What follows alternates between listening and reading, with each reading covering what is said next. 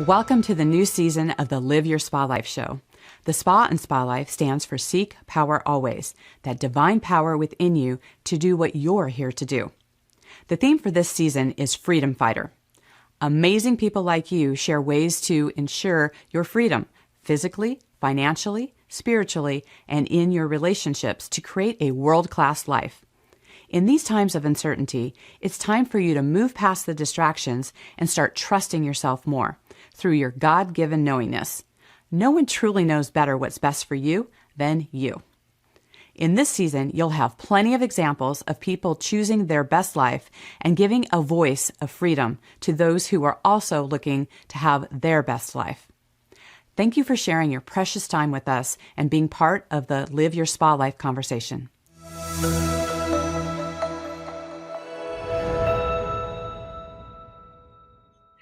With us today is Reverend Dr. Marisha Stewart, who founded the Lioness Queen organization in February 2020.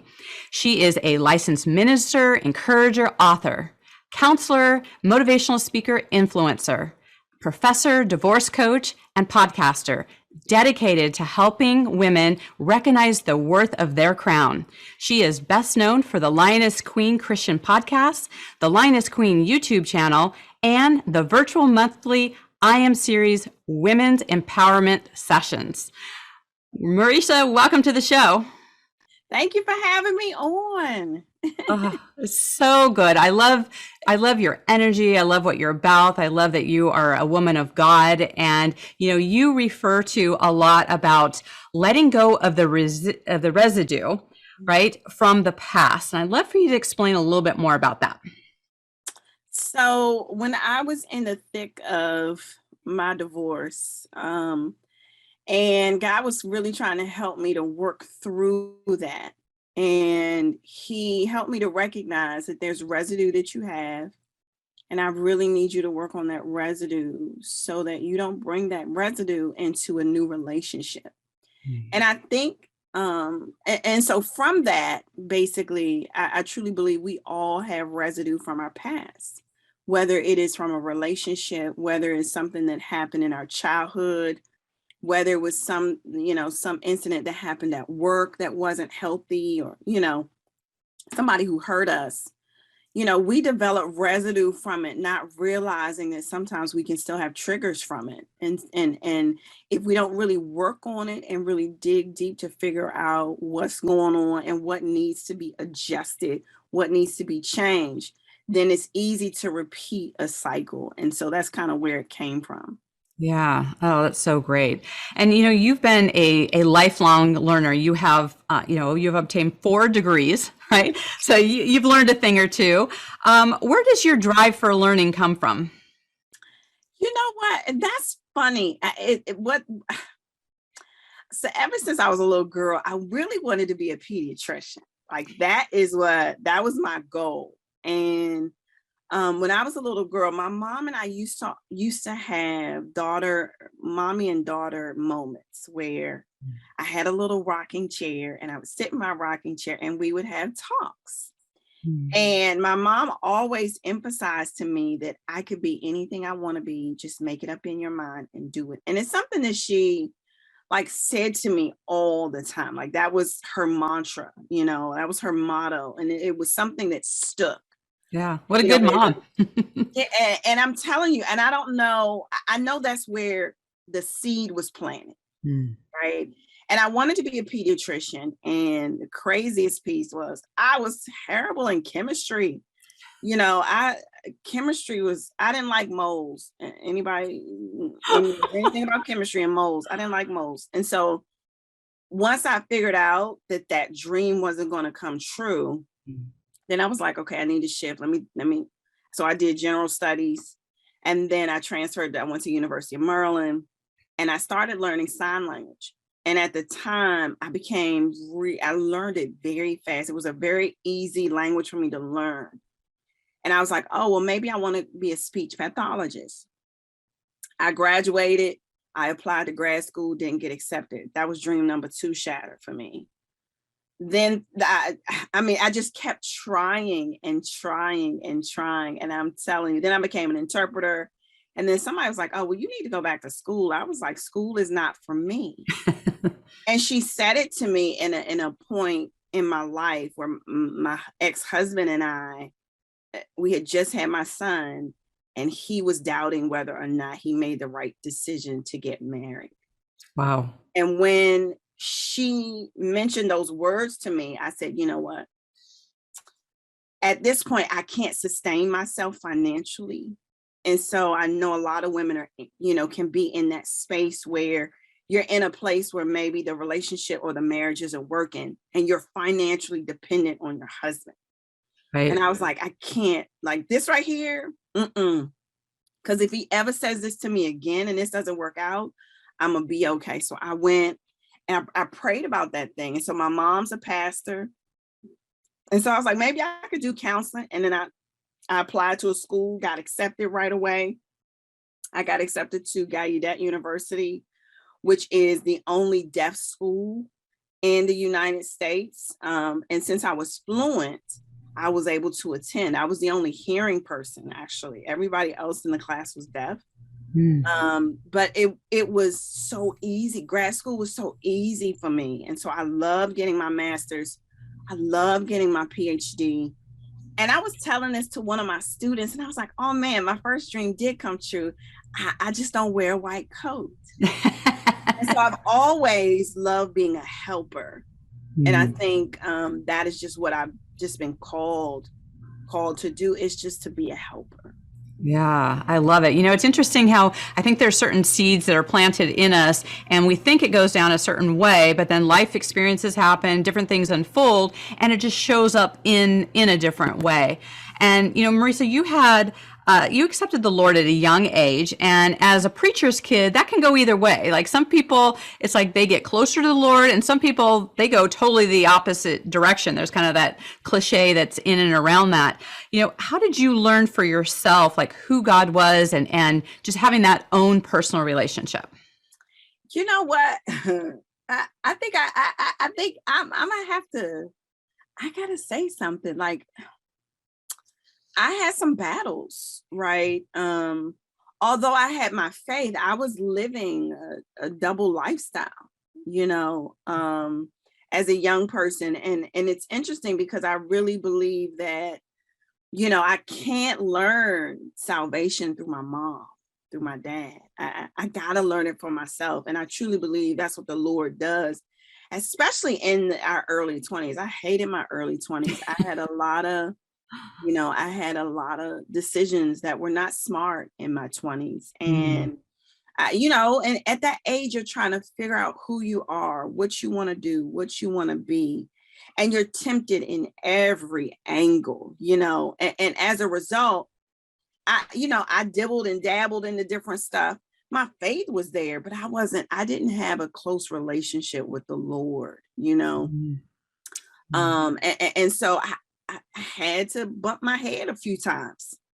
That's something that I had to do in order to get to know God for myself. And that was the thing. Looking back, hindsight, I realized that, I could not depend on my mom's faith. God was doing something in me so that I could develop my own. And I think, I'm truly thankful, because I truly believe sometimes moms, we can play the role as God a lot. And I truly believe my mom was really trying to help me learn the Lord for myself, because we can be enablers. We can do that. Really, we can be God, right. And when you do that, your children will never seek the Lord. They will always seek you for the answer. And so good distinction. I truly believe that, I had to bump my head a few times. Now, I'm thankful that the light switch came on. I think sometimes in PKs, it doesn't come on. I think sometimes, and I think that also depends on the balance. My mom gave me balance. And sometimes when you don't give a child balance, when it's all church, like kids sometimes just want to, they want to watch SpongeBob. Right. And not talk about like, oh, well, this is demonic. This is, in a kid's Right. mind, they don't know what demonic is until you teach it, Right. right? Kids don't, even like in, like the Disney movies, they add these sexual innuendos and things like that. But a kid doesn't know unless they've been exposed. Right. You know what I mean? And so I think there's a balance, and that children need and young people need in their life, because we all weren't striving to live holy Right. 24/7. Like, we all had a path, we all had a journey. And Hmm. that's the one thing that we have to trust with our children. We have to trust their journey. Right. Right. Well, and sometimes you don't recognize the light if you haven't seen some darkness, right? To have that distinction, to know what that actually looks like. True. The facts, those are facts. Right. Right. Because when you it's almost like it's almost like a child who has a silver spoon. Mm. Like, for example, I'm gonna give an example. So I teach a class at the community college, and we talk about like how we're raised, Mm. and we talk about how, if you had to counsel someone who was a predator, or and they were like, I don't think I could do that, and then we brought up Trump, right? And I said, look, if you were Trump's sibling, you might have the same philosophy, right? It is how he was raised. It was the environment. It was what he absorbed, what he took on, what he threw out. You know what I mean? And Right. so sometimes you just don't know what people absorb in their life that Right. makes them who they are. You know what I mean? Hmm. But it's our job as a Christian to accept people for who they are. Right. You know what Right. I mean? And so that's the one thing that I've always tried to, of course, my mind now sometimes don't always want to do right? But in the same regard, that is really how we should help, help our children, or we should look at young people in a way where we got to accept them where they are, no matter what. Because some of us, we've been there, we've been in those spaces. Hmm. Right.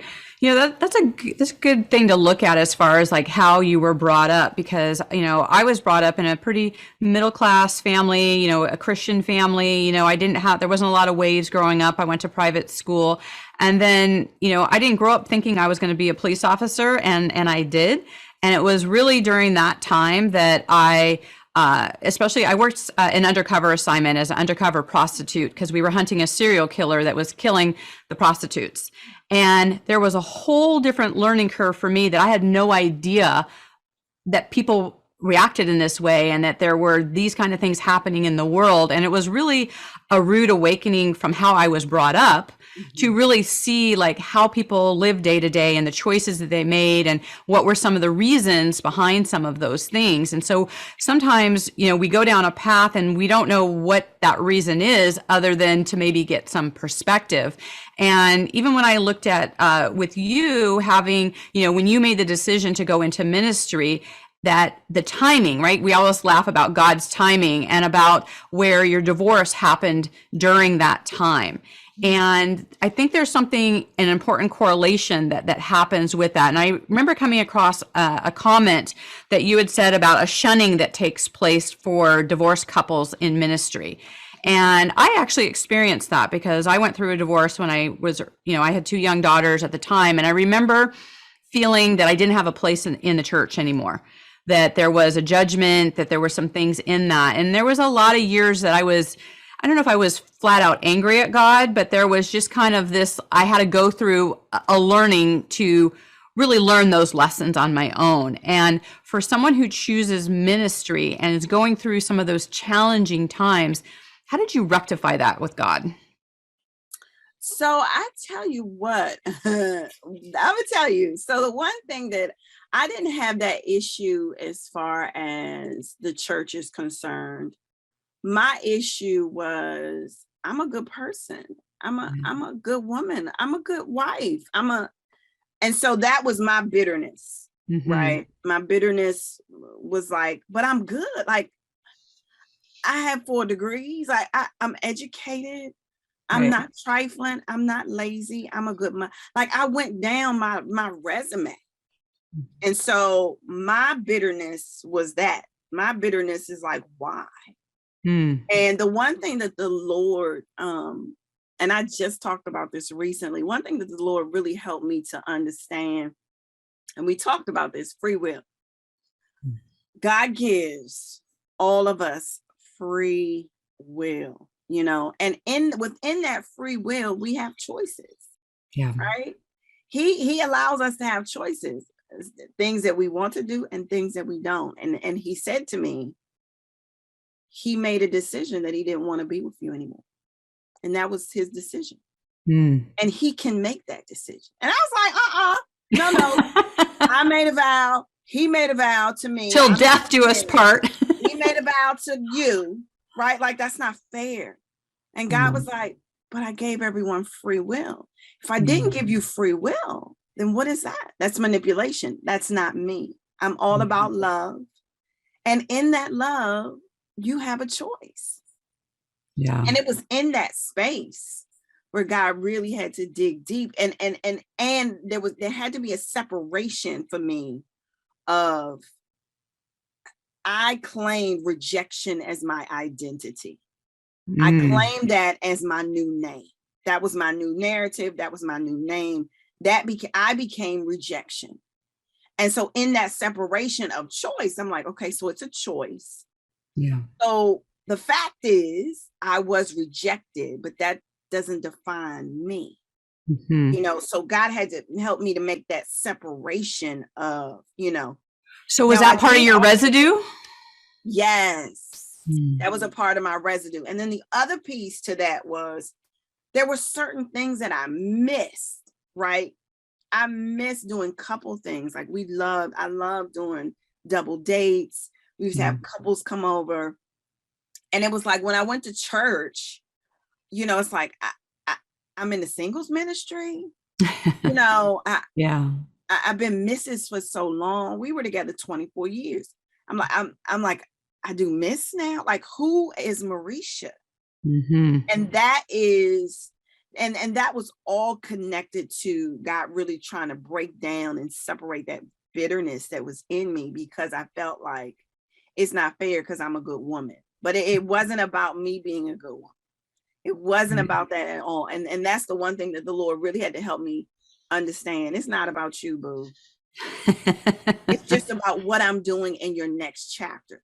You're right now only looking in this chapter. But I got some good stuff in that next chapter if you turn the page. I love it. But we want to stay in that chapter because we want to hold on to the pain. And when all you see is pain, you just don't see God. Yeah. No, it's so important. And what a great insight to be able to have. And, you know, thank God for showing us those things so that, you know, I think that it's easier to move through things when we know that there's a purpose, there's a showing, there's a foundation that is in and around that. And I know that, you know, a lot around your goals and mission is encouraging women who are, you know, stuck and struggle with recognizing their worth. And particularly the last couple years, I think most people can agree have been just the wackiest years. Like, it's just a lot of unpredictability, a lot of things of how we saw life as it was have shifted and changed. So what is your message today for people who've just kind of just getting on the outside of that, who are in that struggle? So for me, I just think it's all about knowing who our Father is. You know, I truly believe that it's easy for us to get comfortable in this world, which we shouldn't be. And I truly believe, you know, the pandemic was, hey, don't get comfortable here.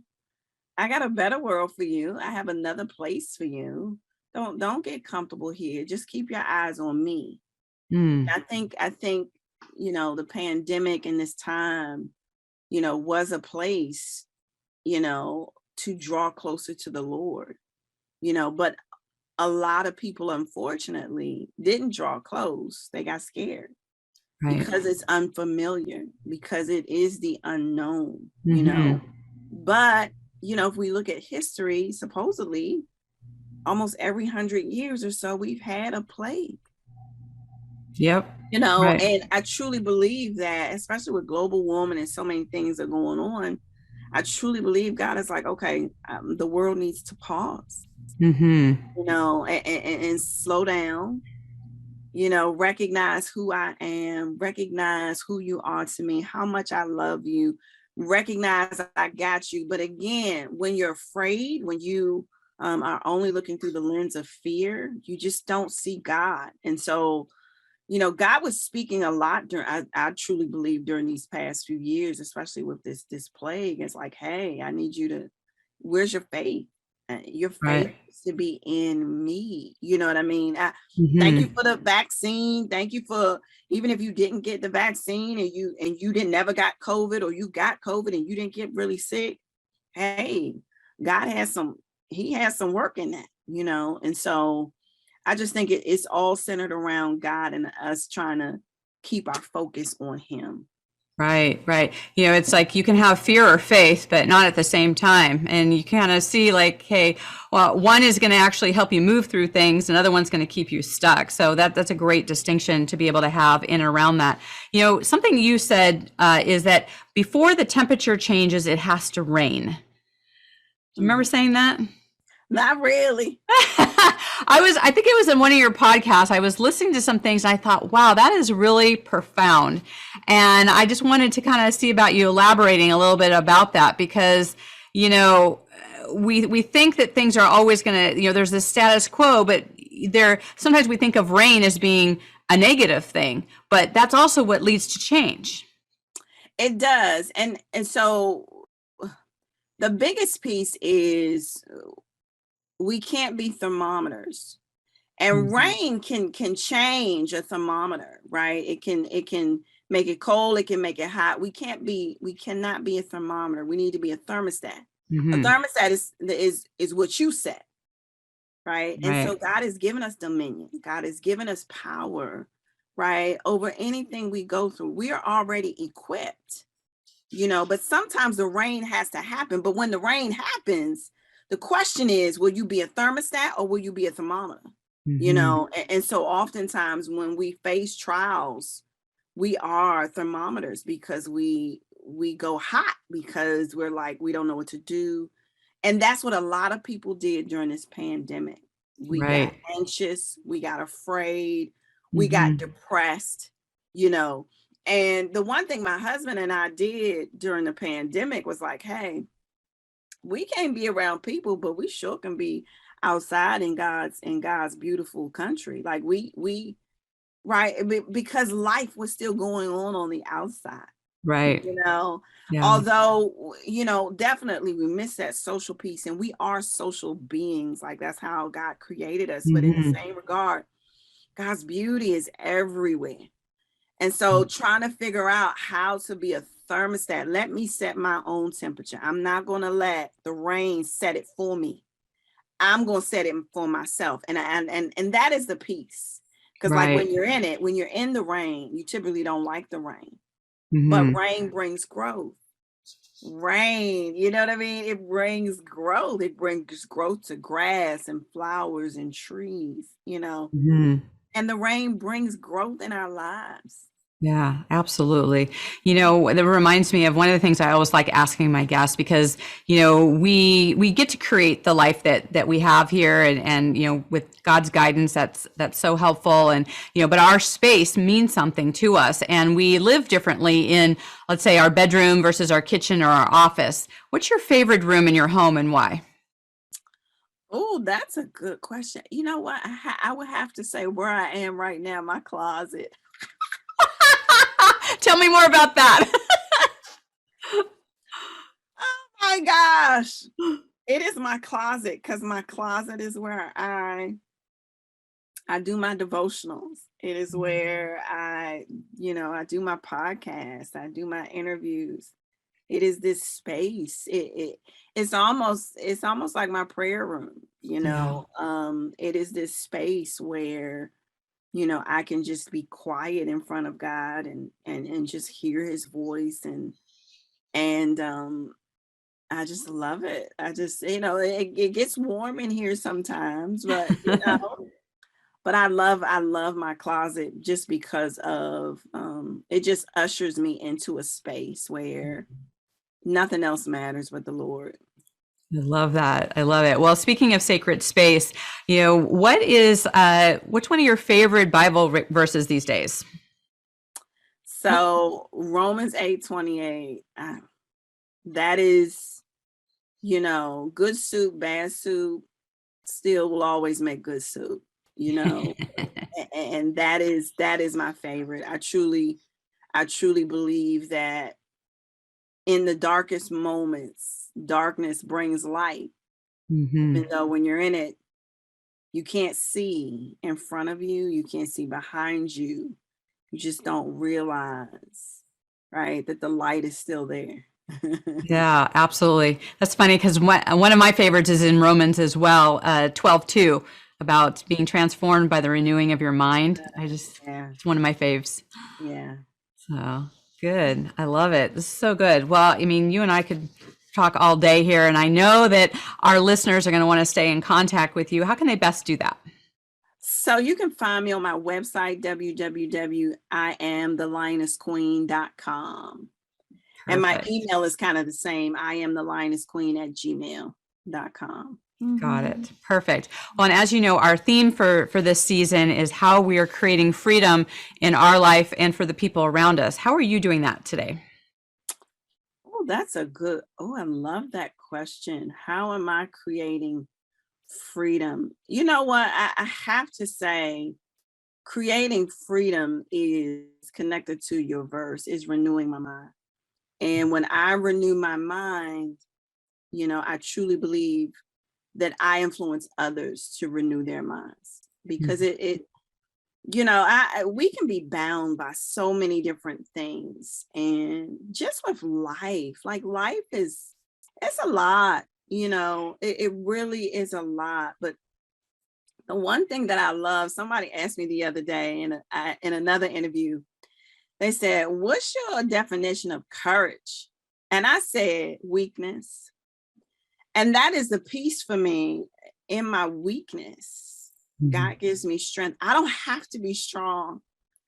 And honestly, he does things through us. It's not me. Mhm. I'm not the one with the impossible power. It's him. And so it's constantly renewing my mind that God is working through me. And while he's working through me, prayerfully, it, expands to others, so Mhm. I can help other people realize you don't have to be bound. You can let stuff go. Like the one thing God had to help me with was my past. And that's all connected to residue. He was like, I need you to stop being Lot's wife because that's where you're getting stuck. You're getting stuck being Lot's wife and you stuck in a place looking back when I have so much for you ahead, Mhm. So that's my goal. That is my mission, is that as I'm constantly renewing my mind, my mission is to help other women renew their mind as well. Yeah, absolutely. Well, that is so beautiful. And, if we would all do that, right? If we just look at, renewing our mind can show up in so many different ways. Like we can just changing the way we see someone or how we show up in the world. I mean, there's so many little things that we take that responsibility. And you've talked about, taking responsibility for your own healing, right? Oh And, yeah. and, Because so many times we want to blame. we don't do that. Yeah. We want to pray, but we want to pray, right? Or we want somebody to pray for us. Mm-hmm. But in the same regard, God is like, well, baby girl, what you gonna do? Right. What you gonna change? What are you Exactly. gonna let go of? How are you gonna shift your thinking? God requires he requires us to do the work. And that is the piece. That is that active engagement that we have. That's that conditioning. I always like to say, like, our mindset is like a flabby stomach. A stomach does not get a six pack by us praying.